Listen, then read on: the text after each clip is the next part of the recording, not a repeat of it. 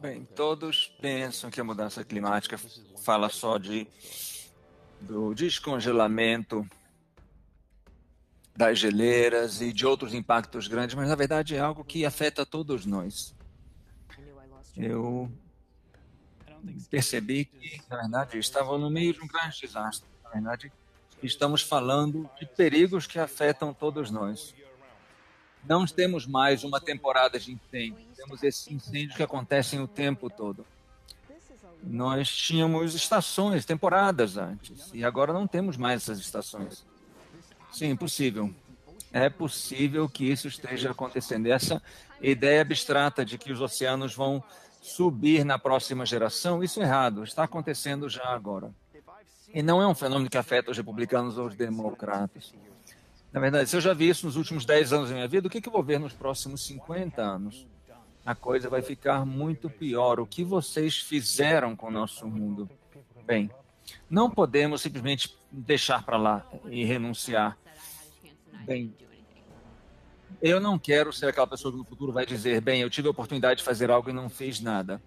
Nós precisamos compreender que há uma necessidade urgente de mudar alguma coisa, senão todos sofreremos com isso. Se você acha que algo pode ser feito, então vamos fazer isso. Se trata da nossa sobrevivência. Essa é a história do nosso tempo. Temos que salvar o nosso mundo. Bem, nós precisamos de ação imediata. O mundo precisa mudar, senão tudo vai ser uma grande catástrofe. Depende só de quão rapidamente conseguiremos mudar. Bem, vocês viram aqui Jerry Brown, no final, que era o ex-governador da Califórnia, falando que nós não vamos conseguir fazer isso sem uma luta, sem brigar. E eu concordo plenamente. Bem, as emissões de dióxido de carbono estão subindo e também as temperaturas globais. Isso é inegável. Já não temos mais tempo para perder. As políticas atuais, os compromissos atuais não são suficientes para evitar a fome, as doenças e as pandemias que vão afetar o mundo inteiro. E temos que considerar os impactos nos ativos fixos. E tudo isso vai ter um impacto nas nossas operações. Mais de 35% das emissões totais vêm do setor produtivo. E sem resolver o problema dessas emissões do mundo empresarial, não conseguiremos resolver o problema das emissões globais. As empresas estão enfrentando um grande desafio para descarbonizar suas atividades e as emissões precisam ser reduzidas em até 7% por ano até 2030 para que tenhamos uma mínima chance de estabilizar o aquecimento global. Infelizmente, o que acontece é que em vários setores as emissões estão crescendo. A mudança do clima é um risco significativo para muitas empresas e a tributação, a regulamentação e litígios relativos ao clima estão se tornando uma realidade. Cada vez mais empresas enfrentam destruição devido ao que está acontecendo. E os investidores vão começar a evitar essas empresas que são empresas sujas. E as empresas têm que perceber que cuidar da mudança climática faz parte do seu próprio interesse. E isso está acontecendo já. E quase, sem dúvida, vai ser anunciado um acordo global na COP26, durante a reunião da COP26, em novembro. E a União Europeia já se comprometeu por lei para reduzir as emissões em 55% até 2030. E como resultado, a tributação das emissões já começou no âmbito desse programa da União Europeia. E o mercado de capitais aumentou, então, os custos para muitas empresas europeias. Isso vai reduzir os lucros e tirar dinheiro dos bolsos dos investidores. E aqui vemos um passivo ou um risco muito grande para empresas específicas. No caso da Pacific Gas and Electric, aqui na Califórnia, esse é um exemplo muito claro. Nós vemos um aumento das secas devido à mudança climática. E aí, tivemos o pior incêndio da história da Califórnia, ligado à atividade dessa empresa, e, na verdade, isso gerou um número de ações na justiça que demandavam compensação.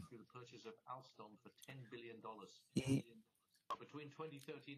vemos, então, que entre 2013 e 2018, a geração a partir de carvão caiu 25% nos Estados Unidos e na Europa, ao mesmo tempo que a geração a partir de energias renováveis crescia 26%.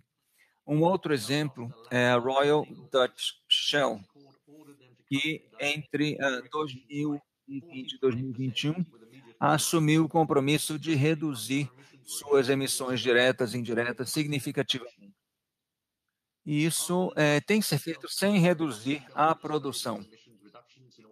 Após o anúncio de que a Shell iria acelerar a redução de suas emissões, isso teve um impacto no resto do mundo, porque é claro que isso pode gerar também demandas na justiça. E houve, então, uma ameaça de que haveria um grande aumento nos processos judiciais ligados à destruição ambiental e o aumento das temperaturas globais.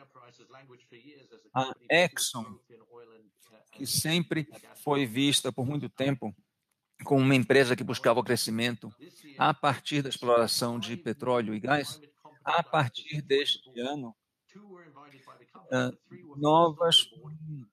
5 novos diretores passaram a integrar o conselho da empresa e cada vez mais dão importância a questões ESG. E, na verdade, isso é prova de que a empresa não pode sobreviver se não for competitiva e não tiver um plano de ação competitivo para lidar com o clima. O custo de manter esses ativos sujos está aumentando e os investidores estão percebendo isso. As boas empresas percebem que é no seu próprio interesse reduzir as emissões e houve um crescimento incrível nesses fundos ESG. Em cada $3 que são investidos em ações no mundo inteiro são dedicados a esses fundos, e apesar disso tudo, a maior parte das empresas e dos gestores de ativos não estão tomando as ações necessárias para combater e coibir a mudança do clima. E dos que assumiram compromissos conseguem atingir seus objetivos e suas metas. Então, vemos uma falta de ação e uma certa passividade em relação a isso. Os maiores investidores, quase todos, eles votaram contra muitas resoluções climáticas no ano de 2020. Então, temos a necessidade de que as empresas lancem um plano de ação que seja confiável e que inclua todos os seguintes aspectos. Mas os elementos essenciais, eu diria, desse plano de ação climática devem ser compartilhados por todos. A política de ESG da TCI exige que as empresas divulguem suas emissões e seus planos para reduzir essas emissões. Nós votamos e eliminamos os diretores que não eram de acordo com isso. E este ano reelegemos, então, nossos diretores que tinham trabalhado nesse sentido e excluímos aqueles que estavam trabalhando na direção oposta.